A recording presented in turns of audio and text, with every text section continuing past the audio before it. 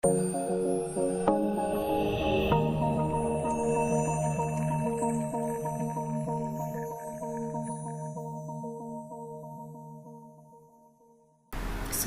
warahmatullahi wabarakatuh. Hari ini pertemuan yang kelima, kita ngebahas tentang analisis dalam penyelesaian tugas. Oke, perbedaan antara teknik analisis tugas dan teknik yang lain adalah gimana untuk sebuah teknik analisis tugas memiliki ruang lingkup yang luas, di mana melibatkan penggunaan komputer. Analisis tugas juga memodelkan aspek-aspek dunia nyata, baik yang menjadi maupun bagian tidak menjadi bagian dari sistem komputer. Teknik analisis tugas dibagi menjadi 3 bagian: dekomposisi tugas, analisis berbasis pengetahuan, sama teknik berbasis relasi entitas. Untuk analisa tugas yang berkaitan dengan sistem dan prosedur yang telah ada, dan alat utama yang digunakan adalah observasi dalam berbagai format. Salah satu tujuan analisis tugas adalah membantu pembuatan materi, pelatihan, dan dokumentasi lainnya pada saat dibutuhkan sistem baru. Analisis tugas memberikan kontribusi pada proses identifikasi kebutuhan sistem. Analisis tugas memperjelas dan mengorganisasikan pengetahuan mengenai keadaan saat itu. Dikaitkan dengan proses perancangan, analisis tugas termasuk dalam tahap awal pengidentifikasian kebutuhan, sedangkan model kognitif umumnya digunakan pada saat-saat akhir selama evaluasi. Oke, untuk dekomposisi tugas, memilah tugas ke subtugas beserta urutan pelaksananya. Salah satu pendekatan yang sering digunakan adalah hierarchical text analysis atau HTA. Output HTA adalah hierarki tugas dan subteks dan juga plan yang menggambarkan urutan dan kondisi suatu subtugas yang dilaksanakan. Contoh untuk membuat hierarkinya: menyiapkan beberapa gelas, terus ambil air, mengisi air, mengisi pot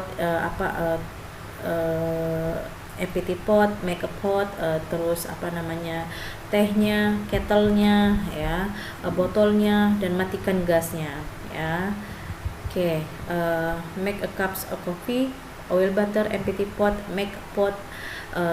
Tunggu sampai 4-5 menit baru teh bisa disajikan.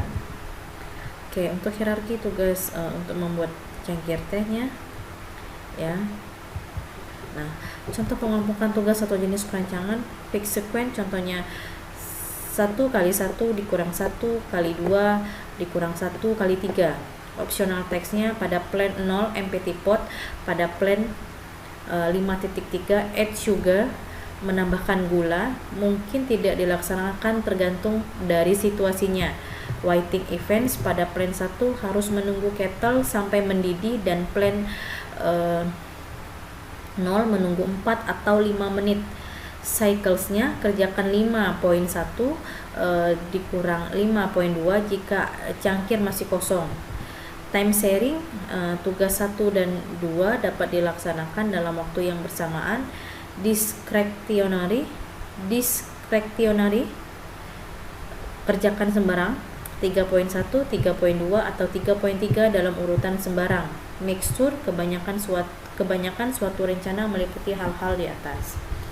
Oke, untuk analisa berbasis pengetahuan dimulai dengan mendaftar sebuah objek dan aksi yang terlibat dalam tugas, dan kemudian membangun taksonomi mirip seperti apa yang dilakukan pada bidang biologi. Hewan termasuk dalam invertebrata dan vertebrata. Hewan vertebrata adalah ikan, burung, reptil, amfibi, dan mamalia, dan seterusnya. Tujuannya untuk memahami knowledge yang dibutuhkan untuk melaksanakan tugas. Oke, untuk teknik berbasis relasi entitas, relasi entitas biasanya berasosiasi dengan basis data pada model database entitas, mewakili sistem contoh tabel dan atribut pada analisis tugas, menekankan pada objek, aksi, dan hubungannya diantaranya mirip dengan analisis berbasis objek, tetapi mengikutsertakan entitas non-komputer dan penekanan pada pemahaman domain bukan implementasi. Untuk objek, objek konkret, aktor, objek komposit, objek memiliki atribut. Aksi, agen yang melakukan aksi, pattern yang diubah oleh aksi, instrumen digunakan dalam melakukan aksi. Contoh, chef atau agent mencampur action, resep, pension dengan sendok instrumen. Agen bertanggung jawab untuk setiap aksi karena cara yang baik menandakan bahwa aktor mengenali sistem. Oke, objeknya pulpen, kertas, alat gambar, aktornya Mary, Bob, Sally, komposisi objeknya tim. Objek pen, simple, atribut warna, writing on, off, objek Mary, aktor, action, M1 membuat sketsa, M2 mengadakan pertemuan. Oke, untuk sumber informasi dan pengumpulan data, analisis tugas yang akan dilakukan akan berhasil atau menghasilkan hasil yang baik jika didukung oleh sumber data yang cukup dari segi proses, prakteknya, terus jika seorang analis, dia harus bisa mempraktekkan dan keterbatasan waktu, biaya yang sehingga membuat seorang analis itu berusaha mengumpulkan data secepat mungkin dan seekonomis mungkin. Jadi seorang analis memanfaatkan semaksimum mungkin penggunaan sumber informasi yang murah yang sudah ada sebelum memanfaatkan sumber yang memakan biaya. Sumber informasi yang dapat diperoleh biasanya untuk membuat analisa tugas, biasanya analisis sistem, dokumentasi yang tersedia, observasi dan wawancara. Biasanya yang sering dilakukan itu dokumentasi yang tersedia sama observasi. Oke, untuk dokumentasi lebih sering memuatkan penjelasan bagaimana tugas akan dikerjakan, dari bagaimana mereka akan mengerjakan tugas sampai dengan selesai, standarnya, manualnya, historisnya, praktek yang baik seperti apa. Untuk observasi, lihat apa yang dikerjakan, merekam dengan video tape atau melihat kembali dan mengulangi, menggunakan catatan, fokus pada tugas khusus, lingkungan yang berhubungan yang dicatat, tetapi kemudian diubah menjadi sub tugas abstrak.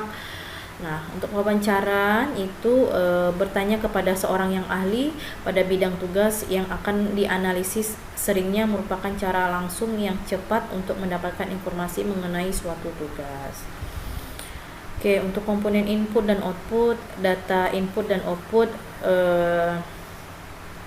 dalam analisa tugas, kita mempunyai dua macam cara atau sistem untuk melakukan analisa, yaitu input dan output. Input merupakan aktivitas pemberian data kepada komputer, di mana data tersebut merupakan masukan bagi komputer. Output, keluaran hasil dari suatu proses, baik berupa data maupun berbentuk informasi yang telah diolah. Unit input atau input device adalah perangkat atau media untuk memasukkan data dari luar ke dalam suatu memori dalam prosesor untuk diolah guna menghasilkan informasi yang diperlukan. Oke, berdasarkan sifatnya, peralatan input ini terdiri dari beberapa macam piranti input, yaitu keyboard, ya, salah satunya, mouse, scanner, barcode reader, unit output, monitor, printer, speaker. Oke, untuk representasi data, pengertiannya merupakan proses perubahan konsep-konsep yang abstrak maupun nyata dalam bentuk yang konkret. Cara melakukan representasi data, ringkasan matriks, gunakan alat bantu bagan, terus tambahkan detailnya, ketahui lebih detail lagi, ketahui lebih lanjut berapa detail yang cukup, terus apa yang harus ditambahkan, kerjakan sesuai dengan urutan, tidak mendukung dengan baik tugas-tugas yang paralel, tidak mendukung dengan baik percabangan. Itu ada naratif, menjelaskan tugas-tugas dalam bentuk kalimat. Seringkali versi diperluas dari daftar atau ringkasan, lebih efektif untuk mengkomunikasikan ide-ide umum dari tugas, tidak efektif untuk detail, lebih efektif untuk tugas yang bercabang, tidak efektif untuk tugas paralel. Hierarki teks analis atau HTA, notasi grafik dan dekomposisi dari tugas merupakan kumpulan dari aksi tugas yaitu dari dalam rencana, mengelompokkan sub tugas dengan berurut, lebih disukai dan kondisi